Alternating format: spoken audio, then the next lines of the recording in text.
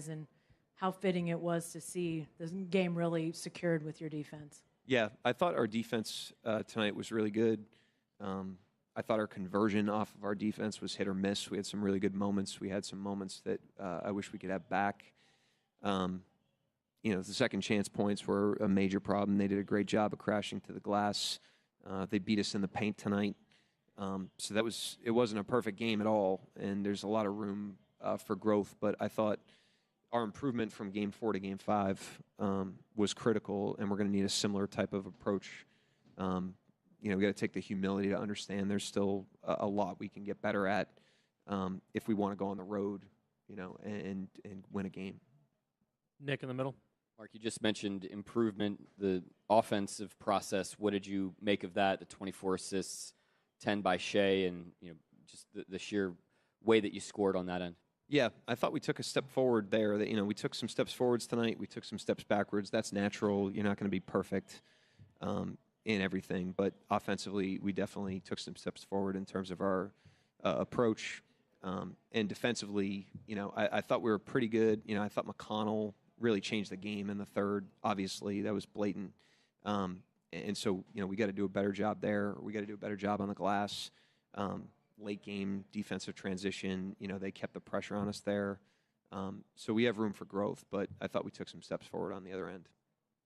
Vince on the right. Hey, Coach. Vince Goodwill, Yahoo Sports. Coming into the season, the thought was that either Dub or Chet was going to have to step forward to be the second guy next to Shea to get you guys to this level. Was there anything before the season or during the season where you were sort of affirmed about J-Dub, or was it something that evolved through the playoffs that sort of leads up to tonight in this series? Yeah, respectfully, we don't look at it like that in terms of, second guy, first guy, third guy, anything like that. We're just trying to help every guy grow and improve and tackle the next thing in front of them. And Dub's a third-year player. Chet's a third-year player. Cason Wallace, a second-year player. I mean, we're just trying to help those guys take steps forward wherever they are at a given moment. That's everybody on the roster. That's Caruso and Kenrich Williams, and that's all the way on down.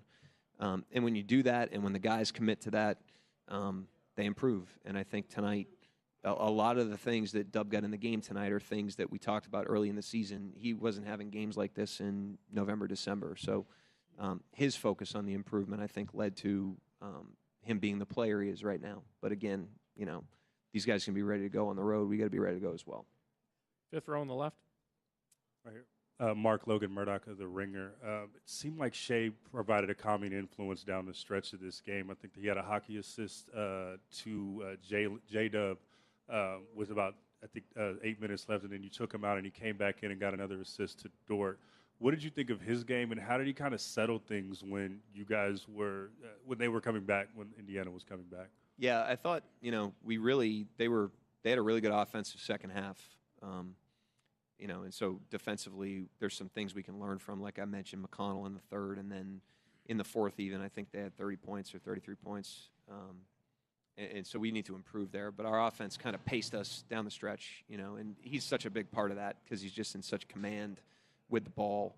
And Dub was doing that tonight too, which is important against their pressure. So I thought those guys, again, played really well in the two-man game, controlled the clock, controlled the game down the stretch, and paced us ahead of them.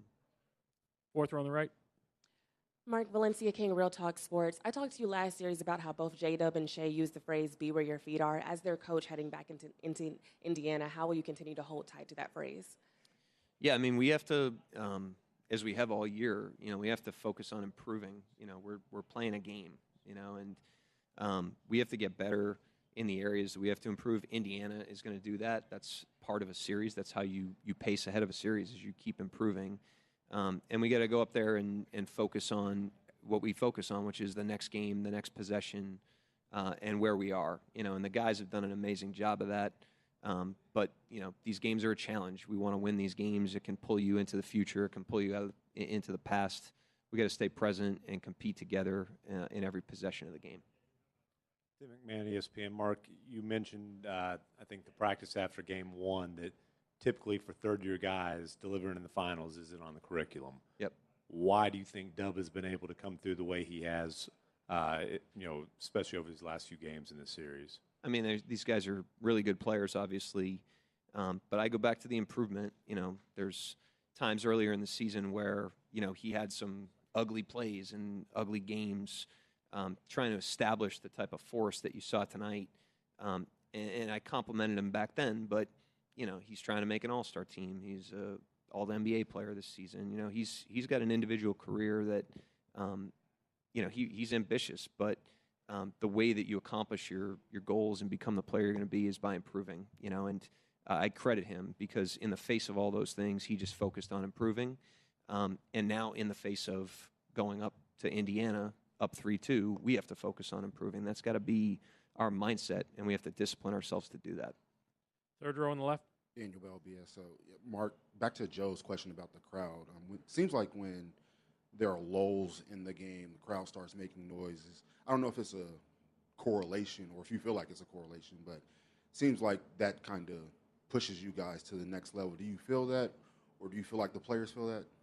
I mean, you can ask them, but again, I think the crowd puts the wind at our back. I always marvel at how enthusiastic and positive they remain in the ebbs and flows of a game or of a season. You know, they're always trying to put the wind at our back. They're always trying to lift the team up.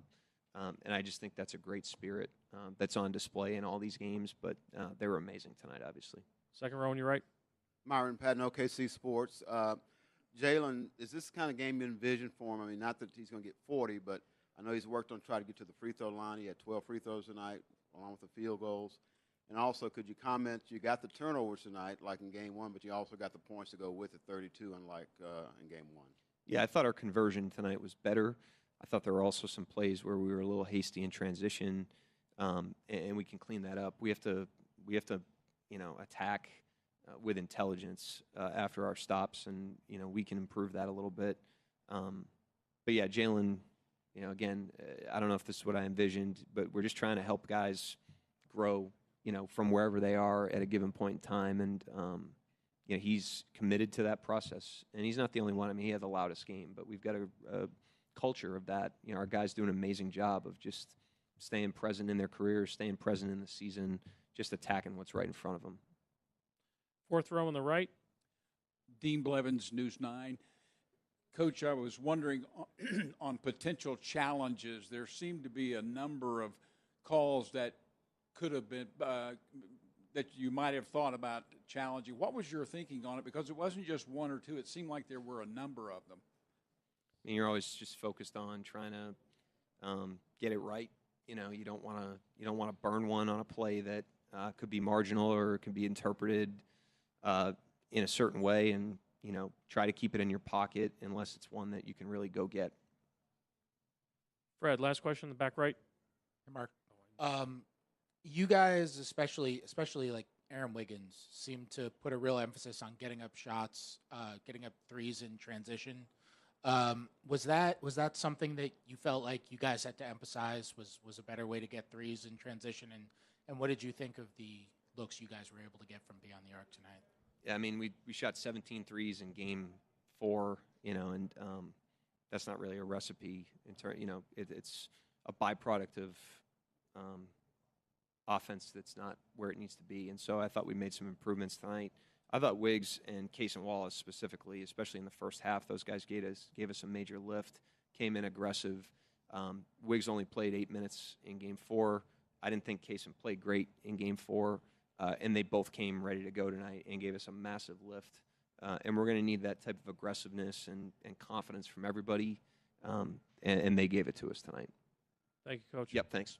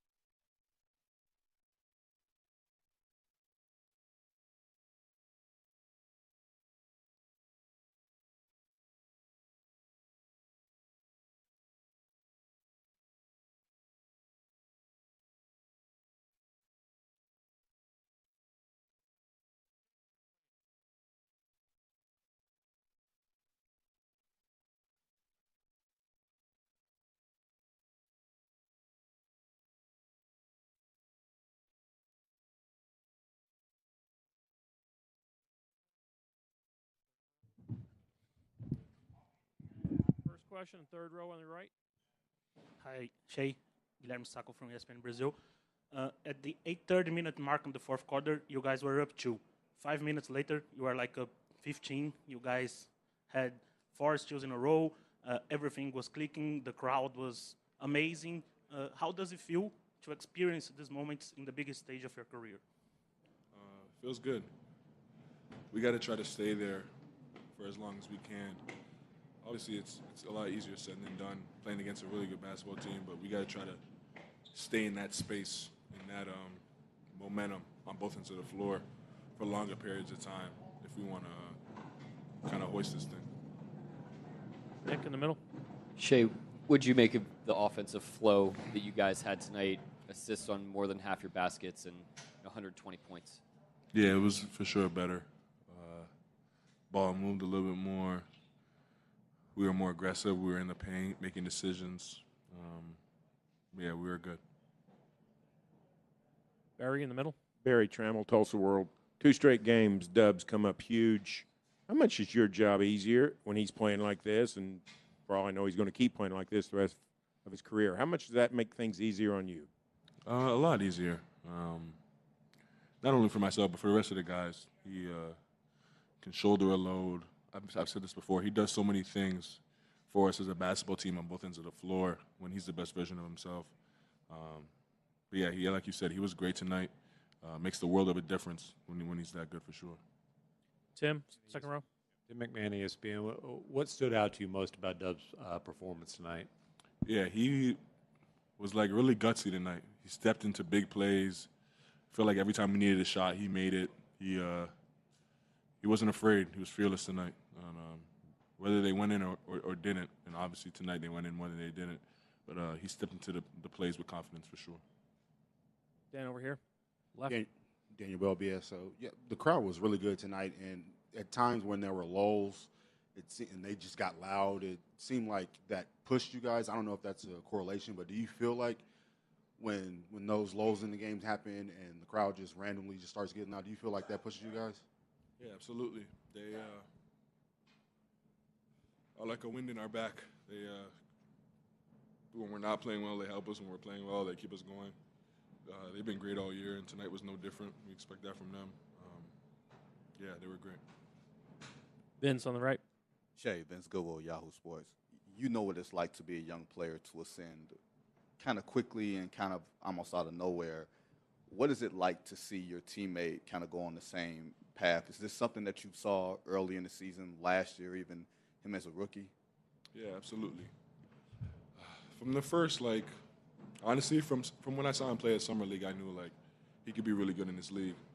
He can do so many things on the basketball court, and then he has, really good feel and really good work ethic.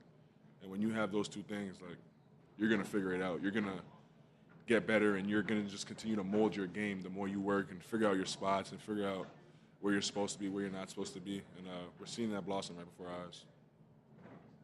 Michael on the right. Shea, Michael Grange, Sportsnet Toronto. You look at some of the plays you made down the stretch defensively, individually.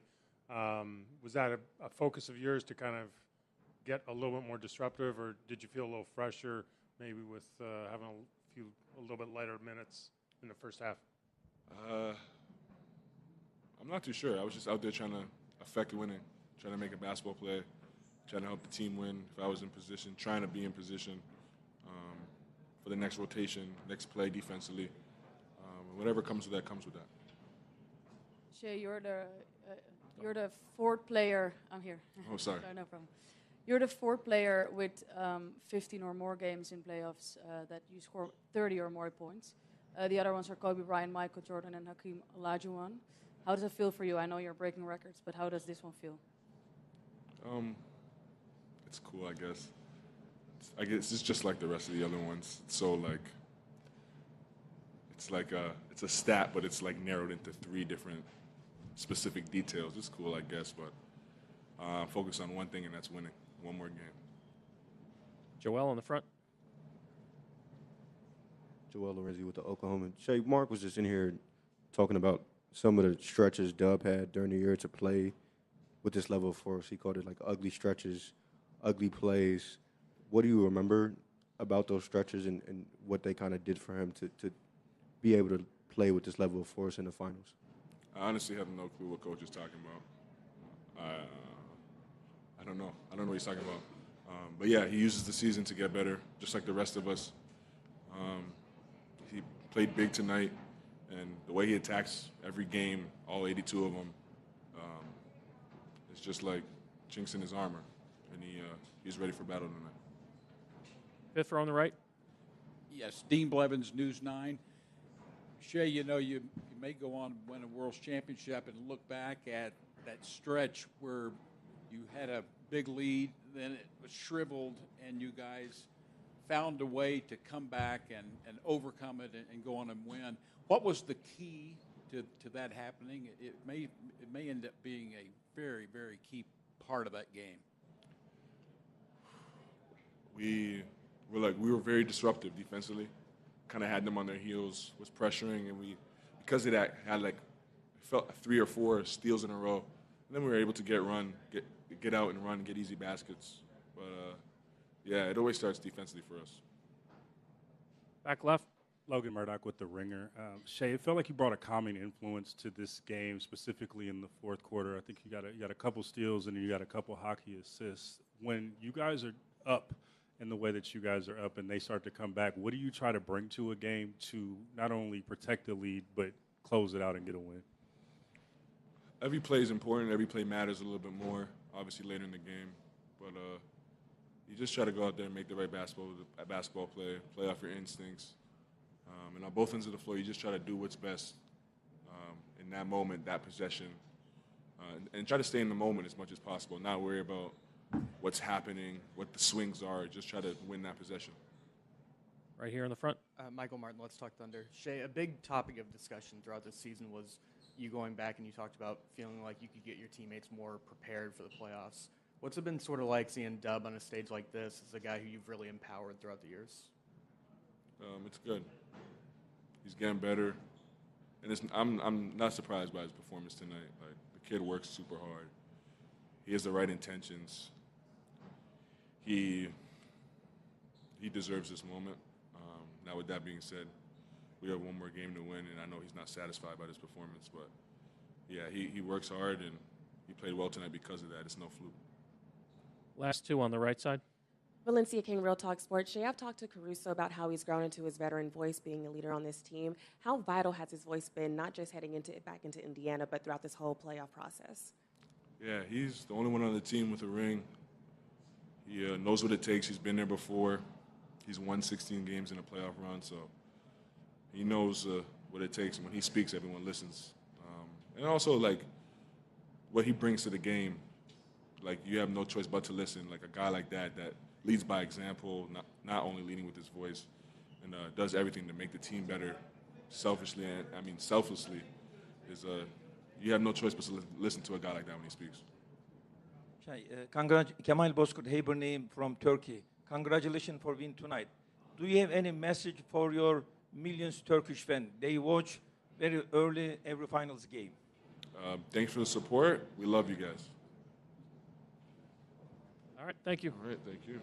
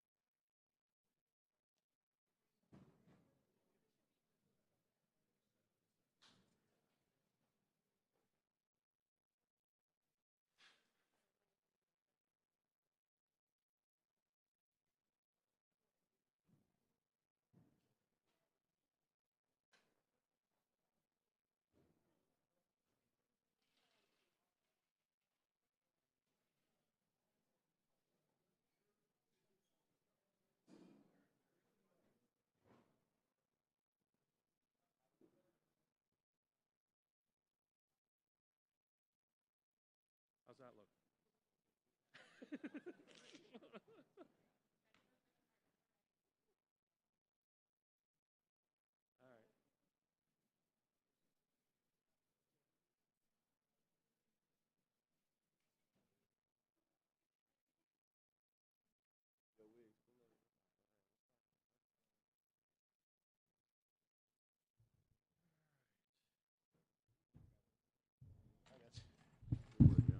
All right, we'll take questions around the room.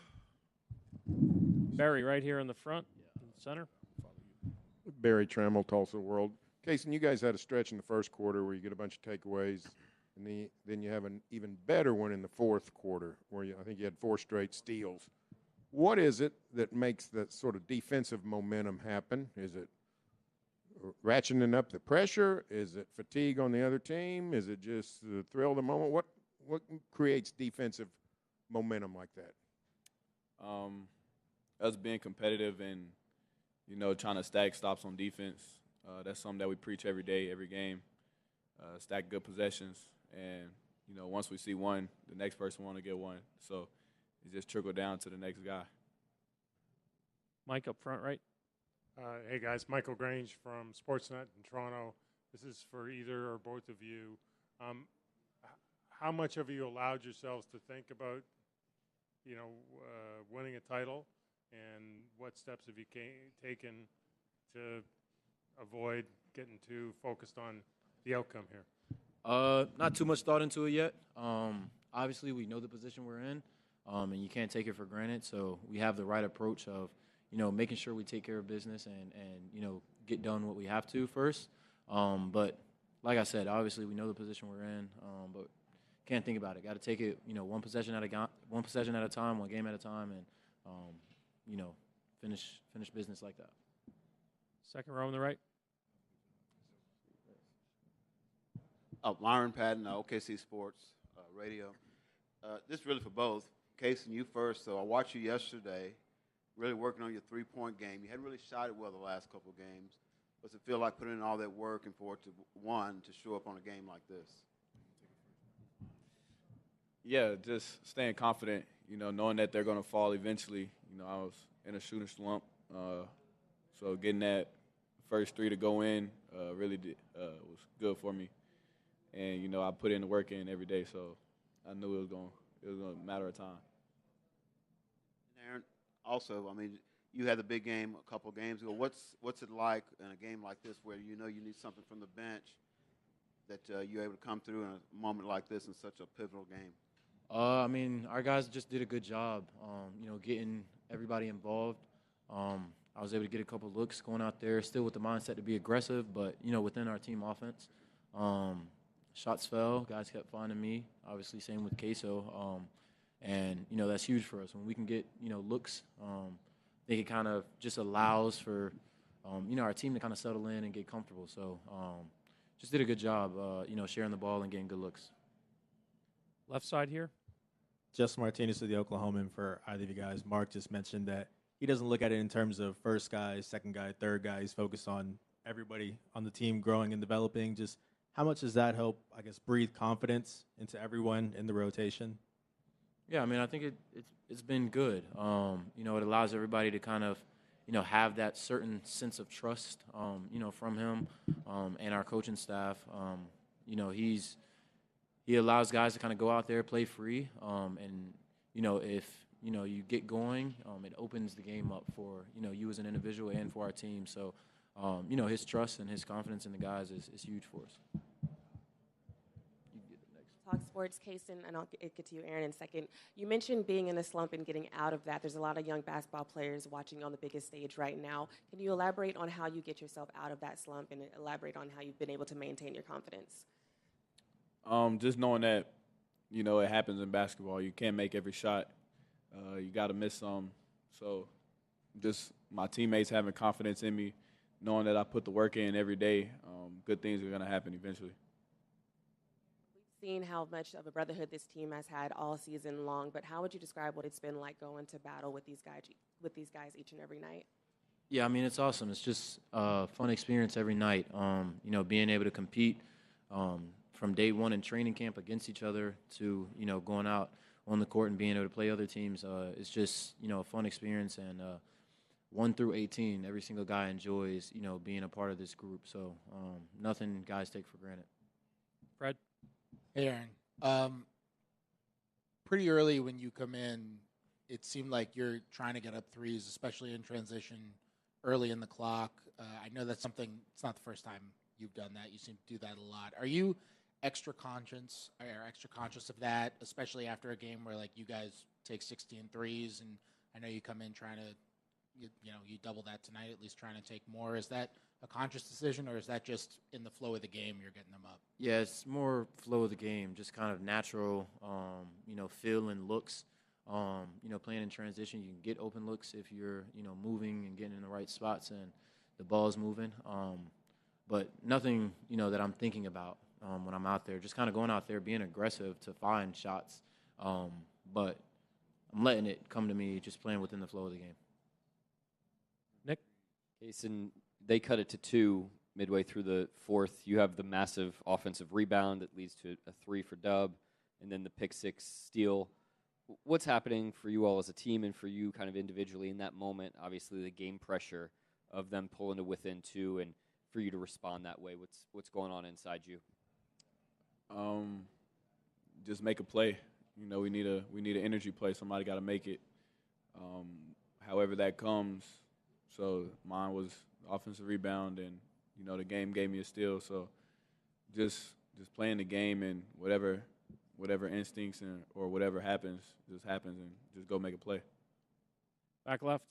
Logan Murdoch of the Ringer. Aaron, it seemed like during the fourth quarter, Shea made a couple plays down the stretch to kind of calm you guys down. When he comes in, when you guys are, when the Pacers, come back and kind of cut the lead down to 4 or 5, what does his presence do when he comes into the game? That's what he's done all season for us. He's been, an elite closer. He's a guy that, just kind of continues to put our team in positions to, go out there and win games. And when we can kind of execute offensively, whether it's him or Dub, when those guys are able to kind of just get to their spots and we're able to execute, it obviously just kind of slows the other team down and gets us, in a much more comfortable position to close games out. So he's been huge all year with that, and we continue to just trust him, at any point in the game. Last one, third row over here. Jerry Ramsey, 107.7 The Franchise. Kason, you started this series starting. Now you're coming off the bench, and today you have a very, very good offensive game to go along with the defensive stuff. Can you talk about just your trust in Mark and belief in the process and get it going? Yeah. He's going to put us in the best situation to win. We're winning games, and, I can't be selfish, and, if it's a better, look or option for us, then let's go with that. But, my job is to go out there and play as hard as I can, every time I'm on the court, cheer on my teammates. So I'm going to just keep doing that. Thanks, guys. Looks like Chet will be next.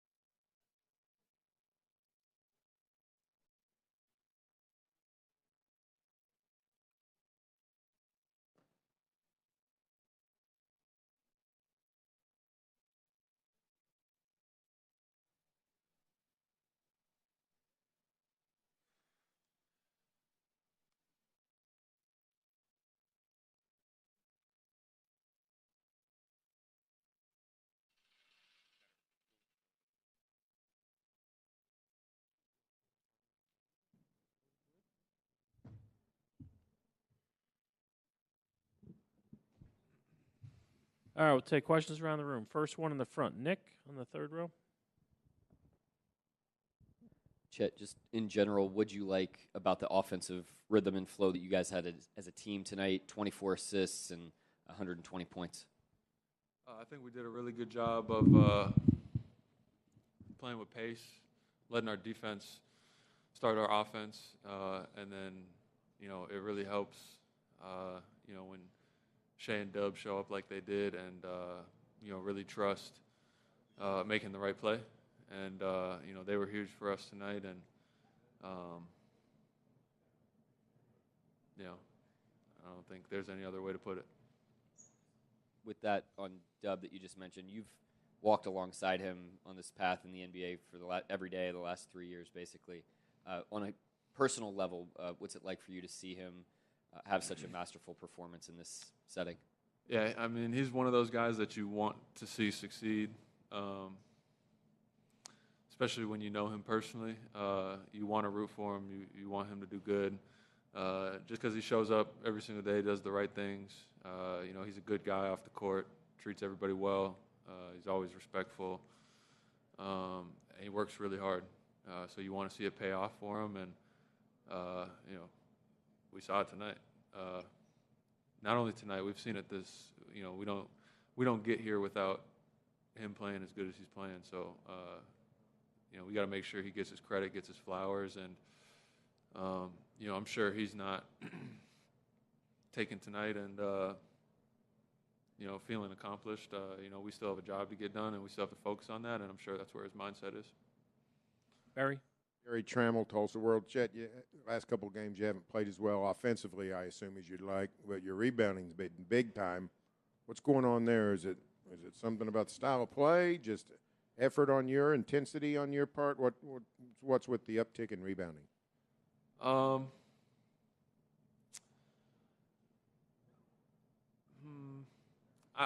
don't know if there's one single answer. I'd say a big part of it is they like to play with pace. They move around, fly around on both ends of the floor. So the paint is naturally more open to kind of crash. And then I'm also just trying to make an emphasis of, when the shots aren't falling, not letting that keep you from being an impactful player. There's two sides to every game. You have to score more than the other team, so there's two ways to win the game. Score more points or hold them to less points, and rebounding is a big part of both. You got to get the rebound so you can play offense. You got to get the rebound so you can be done with defense. So just trying to find whatever ways I can to help us win. Logan standing on the right. Logan Murdoch of the Ringer right here, Chet. You talked about giving Jalen his flowers, and Shea had a bit of the same sentiment when he was up here. It seems like you guys are really excited when your teammates do great, and a lot of it is made about you guys' chemistry. How was that chemistry helped you guys throughout this postseason, through the ups and the downs, and how did that help you guys out tonight as well? I'd say the biggest thing is no matter what happens, good or bad, we're going to do it together. Tonight we saw a lot of good, especially from Dub. So we're all right there to cheer him on. And, we're not only excited for his individual success, but we're excited about the team's success together. That's what it's all about at the end of the day. But, even when there's bad moments, we're going through that together. We have each other's back. And it really kind of sets a tone, that you can really trust each other no matter what's going on. Thank you. Jalen will be right up. Hey there.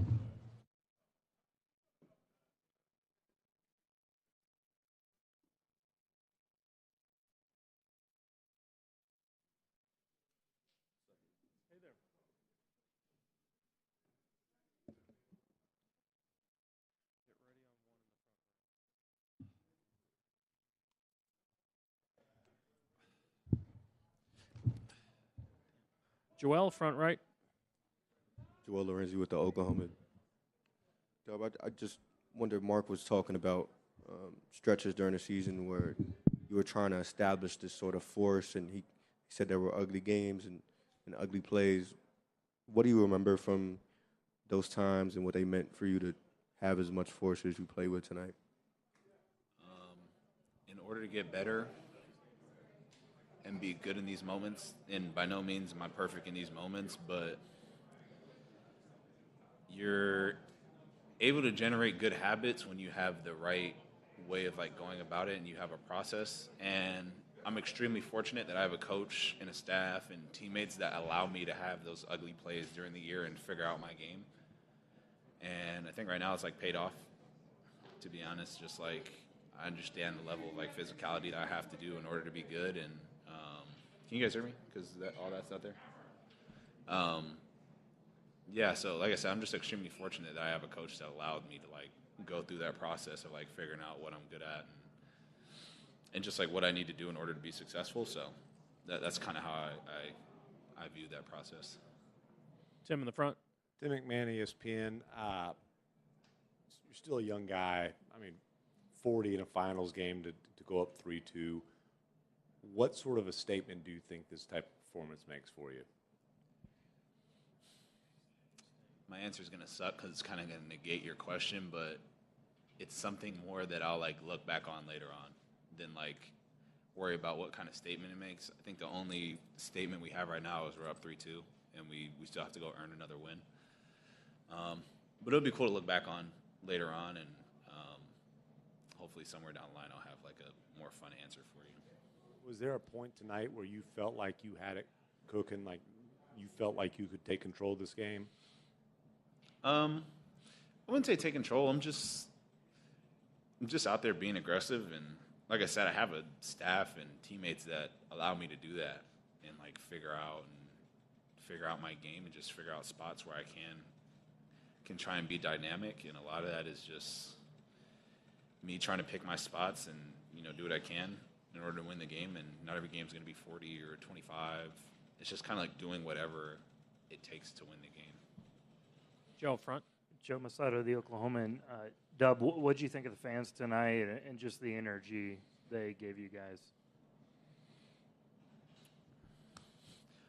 Typical night for us. Very loud, extremely loud. It feels like the court is shaking when we're here. They give us that boost we need. Felt like they were standing the whole entire game. They're into the game, which is rare for a crowd.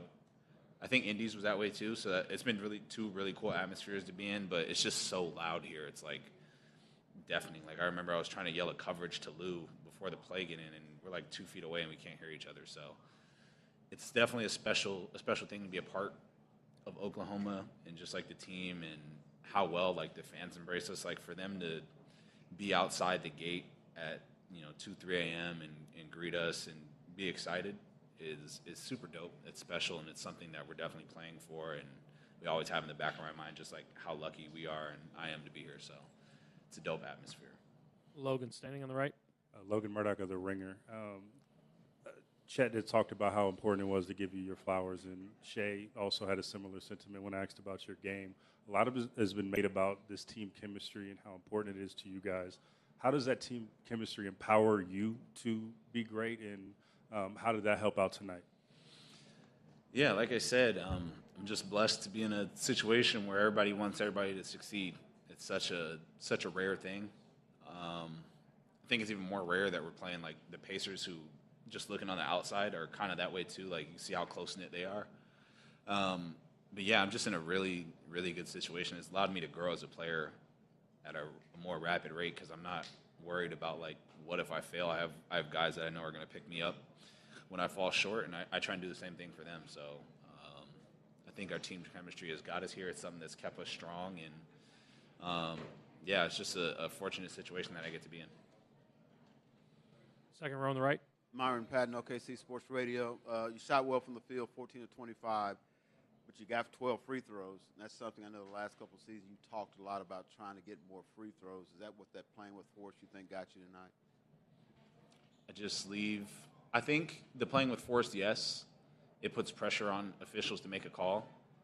But at the same time, like halfway through the year, this was part of like me and Mark, like just talking about like what it's going to take. And just like while I was like figuring out my game, a lot of it was not looking for a foul and just being able to finish through contact. And from there, if you finish the contact and make the shot, then the foul, you don't really need the foul. And that's kind of like the way I've been like approaching it, is just being aggressive and getting in the rim and just playing through a lot of the contact. And then if it's a foul, not. If it is a foul, then great. But just the kind of force that I play with on a daily basis is, I think, what gets me to the line. And, you know, some nights I won't go to the line and I still got to finish.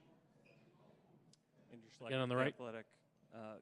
Jalen, there's only been 8 other players, 24 or younger, in the NBA Finals that have scored 40 points. I just wanted your reaction to that.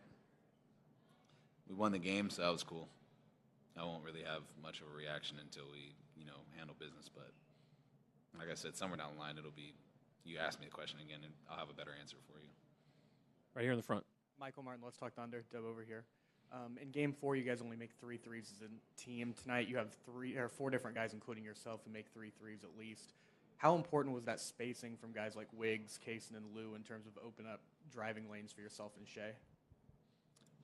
We just have special players that are on the other end, or on our team. So when they're hitting shots, it obviously opens up, you know, another realm for us. And even when they don't hit shots, it's just about like them being aggressive, and they've done a good job all year, like playing that spot and being ready to make plays and stuff like that. So obviously, like, the threes are nice, but just them being out there, being aggressive, playing on the catch, you know, doing that sort of thing just opens up a lot for me and two. And like I said, it's guys that, like, Wiggs' role is very, very difficult to, like, sometimes not play to play and then come in and make shots and make big plays and be solid defense. Like, there's a lot that goes into that. Queso's the same way, like, to not shoot well and then come in and make big shots over and over again tonight. Like, it's something that goes under the radar, but they're special players that are ready for the moment, and it just adds more and more space to what we're trying to do. Third row on the right. Joseph Pavone, clutch points. Jalen had an impressive night altogether, but that third quarter in particular, you were able to really go off the way you did. I'm wondering what that moment is like. Is it quiet in your head when you're going off like that? Is it you hyped up? Like, what's that moment like when you're just cooking like that and able to put up points in a hurry the way you did in that third quarter?